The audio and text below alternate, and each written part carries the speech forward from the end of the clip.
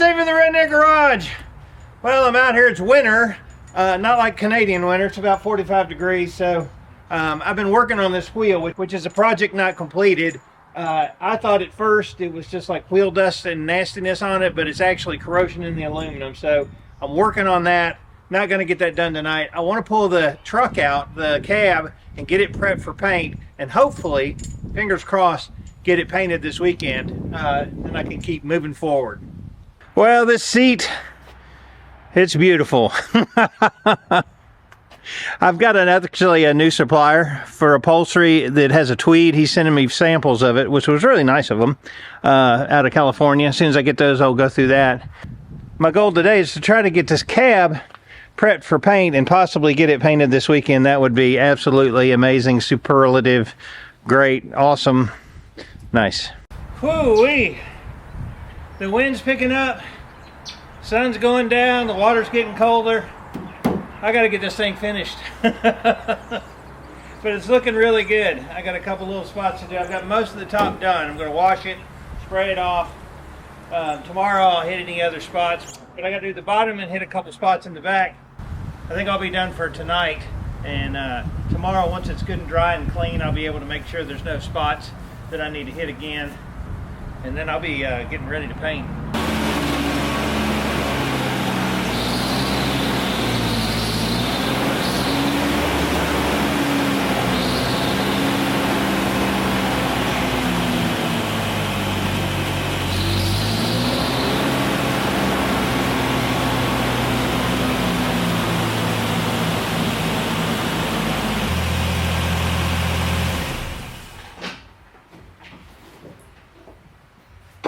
Well, that was certainly no fun. However, it's pretty much prepped for paint. It's got one spot on the roof that I'm looking at. I'm not sure if there's a ding or what's going on. Once it dries, I'll be able to look at it more closely and determine whether there's a ding or not in there.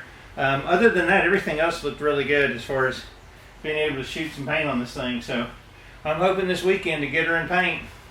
I hope that I don't damage my fine seat. I'm headed up to the shop. But before we took a look at Baby Yoda, I thought it would be hilarious to look at a little video I did coming back home in huge amounts of traffic in the Nashville interstate system. And I've been watching Fridays with Frank, and it's pretty entertaining, his exploits down there in Arizona. So here's a little clip of me watching Frank in the van. Yay! Aren't we excited that there's so many people moving to Music City that now the traffic's clogged up? It's beautiful! I love it. There's only one thing that would be worse than driving in this horrendous traffic in Nashville, trying to get back to Franklin, would be Jennifer being with me, because she would be screaming, "Don't let them in! Oh, they're trying to cut in front!" And I'm like, yes, they are. And you know what? I'm getting aggravated too. However, I do usually let people in front of me. This traffic sucks. And there's people driving down the intermediate and on the right and just driving like complete a-holes. And yeah, I'll be glad to get back to my part of town, because this is, Lord have mercy. Are you watching videos while you're driving down the road? TikTok, going down the road, I'm doing navigation. So you're watching TikTok while you're driving down the road? But it was on TikTok. So did you just turn on TikTok between when you slammed on your brakes and stopped in the middle of Gansel Road? Or were you watching it while you were driving? I didn't know where to stop, person. No, I wasn't. This I put my hands on and went over to the... I didn't know where to go. So your phone just magically switched over to TikTok. Don't try this at home, kids. I'm a seasoned professional wrecking vehicles for many, many years. Anyway, I'm headed up to the shop. I actually have a lot of admiration for Frank. He's a true law enforcement professional, and they're actually putting out some really funny content, as well as the message, don't drive and watch videos, be on your phone, or anything else that's dangerous. So, now I'm at the shop with Baby Yoda. It's a big day. today is going to be the day that I paint the cab, and when that cab is painted and it's in nice shape, I can put in the windshield, I can put in the back windows, and then I can move on to the doors and the hood and anyway, I'm excited to get this little part done. It will be beautiful. Now, I'm aggravated with myself today because I lost a part. I'll show you here in a minute. On the interior console, I remember painting it and I leaned it up on the trash can thinking, let this dry here, and I'm almost 99% sure I bumped it with my leg or something. Into the trash it went. So thank goodness there's eBay and you can get used parts. It was like $16 for both of the brackets. Couldn't believe it. That was awesome. Don't have to go to a junkyard. Let me get her pulled around. We're going to take a look at getting it painted, and I got to decide whether I'm going to just paint it outside because this weather's perfect for that. Very low bugs, low wind, we'll see, or am I going to get the paint booth out? Let's get going. Oh yeah, you see here's this one bracket that holds your heating and air, and I've been cleaning this up and lubricating it, so actually I got it working really well, but I can't mount it because stupidly I lost this bracket. So that's so awesome. But I'm going to pull her out, start looking over the body and making sure that there's nothing else I need to do to it, and start getting it masked off for paint. Have Baby Yoda all masked off, ready for paint. I've got to wipe it down. I blew it off with my Fuji turbine sprayer. And here's the thing. I'm not even going to use a paint booth today. It's about 60 degrees. There's not any bugs hardly because it's been cold a couple nights. So we're just going to go do it out in the driveway like a redneck garage actually should be. Got all my paint set up, ready for shooting. I got some U-pole clear coat I'm going to try out, and hopefully it'll work okay. Got my Fuji airless sprayer, and I am ready to get going on putting some paint on Baby Yoda. I did go through, when I was going through it, I did find a couple spots that needed just a little bit more sanding. So I hit those real quick, blew it off, and hopefully we'll get some paint on this baby. But I'm wiping it down with some automotive wipes that really, if you have some lint-free towels, you could use just rubbing alcohol. That's basically what it is. But this makes it easier for sure. You want to go through and just wipe down the whole painting surface. Because who wants fish eyes besides a fish? And I think Japanese people like to eat fish eyes maybe. I don't know. They eat those weird, you know, the whole fish that's live. Oh, gross. Alright. Here we go. Oh yeah, so far the color is going on well. No big issues whatsoever, except for I've got one spot over here, right here, where there's some kind of funkiness in the primer. So I've got a fan on it trying to dry it out. I'll hit it with a little bit of sandpaper and then go back over it. That'll be fine. And I haven't done the roof yet, but these runs here were in there before when I painted it the other time. So don't think that I've been spraying out here putting runs in it. Those are already there and they're covered by the bed, so no issue. But yeah, I love this color. It's gonna look great. Gotta climb up there. That's always fun. Yeah, it was a run in the primer and I just block sanded it out with some 400 and then hit it with some 1000 grit. And it should just spray back over fine and not see any of that crap. So as you're going, need to get a little tack rag on there. Don't be afraid to stop in your base coat to fix things that need to be fixed, because it definitely is a lot easier now than having to redo it.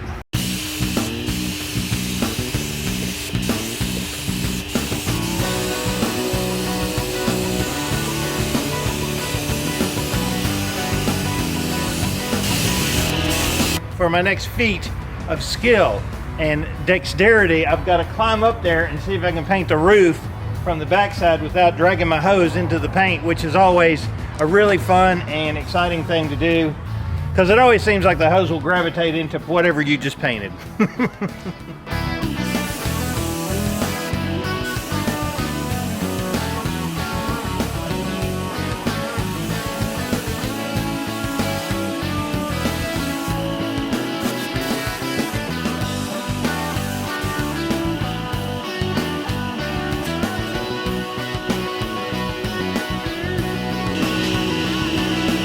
I don't know if you ever watched Bering Sea Gold, but that was like a diver that was down 20 feet, 25 feet, and his airline ran out of air. Had a kink in the hose. That's the only bad thing about the Fuji turbine sprayer. This hose, it gets warm, and then it will kink, or if you stand on it, it'll cut the air supply off. So it's not the greatest hose in the world as far as that goes.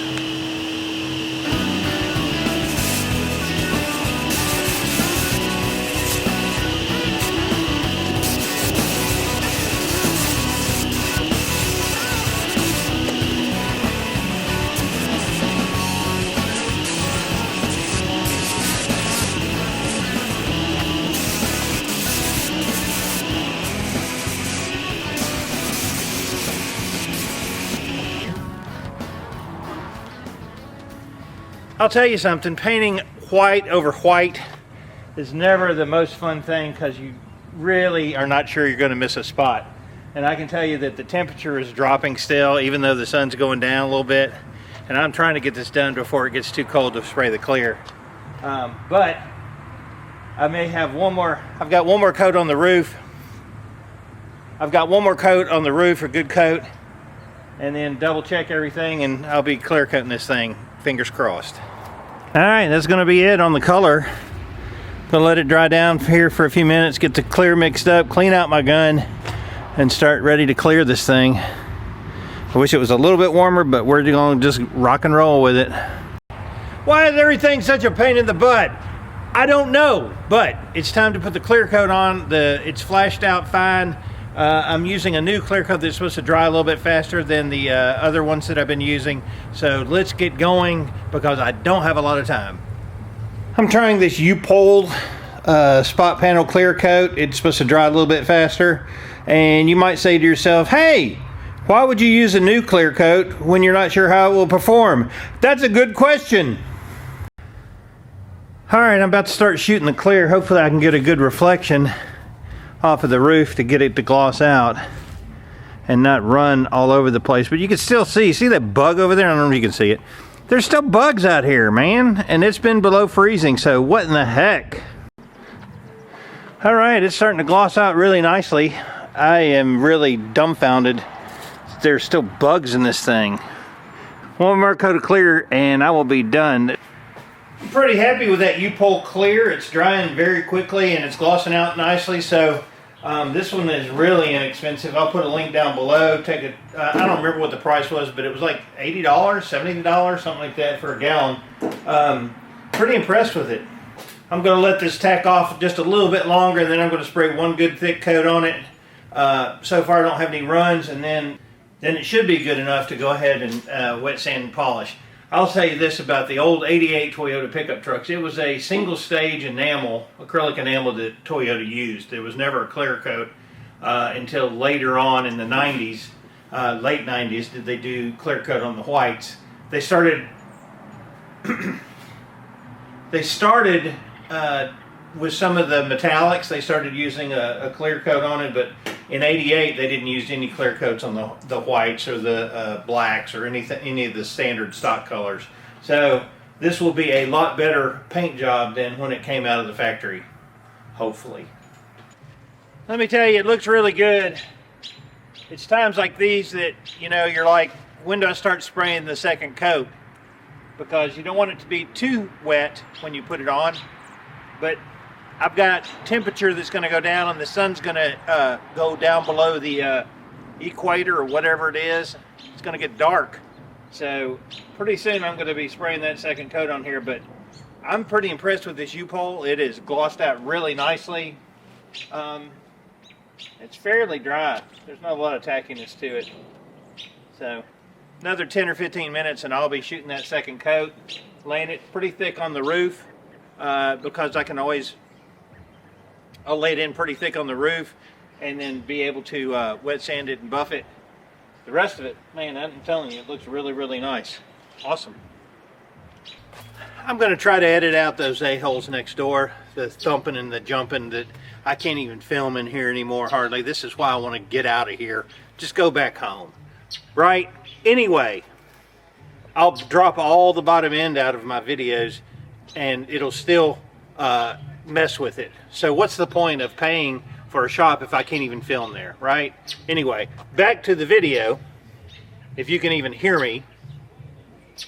As far as the clear coat goes, it's not like base coat. Base coat, you can kind of go all over the place. As long as you get a good coverage, you're good. With clear coat, you want to start at the top and work your way down, just like you were washing the truck, because you don't want to go top, bottom, and then go in the middle, and then you'll get all these dry spots. So basically, you're trying to flow all your clear top, and then as you go down to the bottom.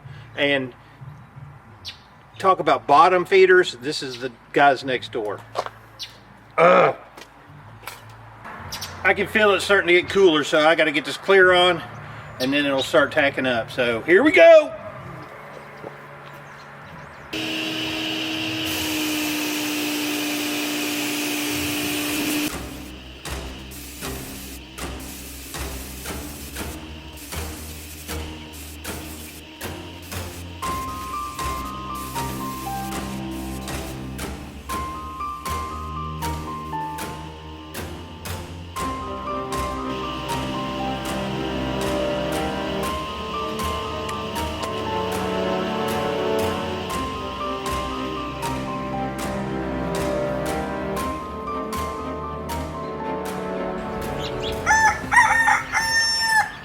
So a bird flew over and crapped right in the middle of my paint job. See all those birds? God dog. You can see the bird crap right here. You have to laugh. Everything went great. Clear was going out super nice. And then birds fly over and crap right in the roof of my paint job. I've never ever had that happen, ever. So now I get to reshoot the roof of the Toyota because of these mother birds. Holy crap. It may sand out, I don't know. I had a good base coat on it first, so, but I'm pissed. Let me tell you, in a million years, never would I think in like late November there would be a flock of birds that come over and crap in the middle of my paint job. So I can tell you that that did not make me happy. Now, on the bright side, let's go half full. Everything turned out really beautiful as far as like the bottom, the back, the front, the very top. Yeah, there's bird crap in it. Will it sand out? I don't know. However, the good thing about it being on the top, where it's at, is that I can blend that in, put another little bit of color and some clear and buff it out, and you'll never ever notice it. So there is a bright spot in all of this, but I mean, really? So anyway, tonight I'm going to be done. I'm going to let it dry up really well. I'll come back and try to wet sand it out or try to, you know, de-bird crap the roof out of it. But for the most part, everything looks really great. I can go ahead and start putting in the windshield, the back window, getting the trim pieces, actually continue on with the front. If I hadn't lost the center console, I could start working on that. But heating and air, I can go ahead and get the blend air doors finished up, everything put back together. So this isn't going to throw me off that much. It just was like one of those things where you go, really? Bird crap? In the middle of the paint job, right at the end. I could have painted it inside the shop had I thought in a million years there would be birds come and just crap all over my hard work. So anyway, I appreciate you watching. Questions, comments really, post them below. But I'm thinking this thing's gonna get done, bird crap or not. Thank you so much for being a subscriber. I'm David from the Redneck Garage. Keep turning wrenches.